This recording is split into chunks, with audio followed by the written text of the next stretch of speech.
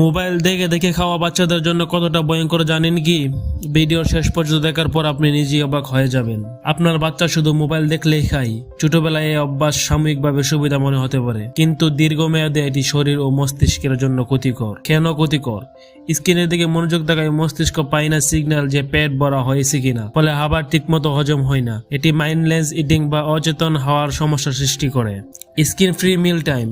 খাওয়ার সময় মোবাইল ও টিভি বন্ধ রাখুন। পরিবারের সবাই উদাহরণ হিসেবে স্ক্রিন বন্ধ রাখুন। Family dining. পরিবারের সবাই একসাথে খেতে বসলে বাচ্চার আগ্রহ বেড়ে যায় এবং সামাজিক আচরণ শেখে। খাবারের সাথে পরিচয়। খাবারের রং, স্বাদ ও গন্ধ বোঝান। এটি মনোযোগ স্ক্রিন থেকে খাবারের দিকে নিয়ে আসে। ক্ষুধাকে গুরুত্ব দিন। জোর করে খাওয়াবেন না। ক্ষুধার সময় বাচ্চা স্বাভাবিকভাবে মোবাইল ছাড়া খেতে চাইবে। ধৈর্য ধরুন। প্রথম কয়েকদিন বাচ্চা বিরক্ত হতে পারে। ধৈর্য ধরুন, নিয়ম মেনে চলুন। 7 থেকে 10 দিন অভ্যাসে পরিণত হয়ে যাবে। আপনার সন্তানের সুস্বাস্থ্য ও সঠিক বেড়ে ওঠা নিয়ে এমন আরো টিপস পেতে আমাদের লিটল কেয়ার ফেসবুক পেজটি ফলো করুন এবং আমাদের লিটল কেয়ার ভিডিও ইউটিউব চ্যানেলটি সাবস্ক্রাইব করুন। ধন্যবাদ সবাইকে।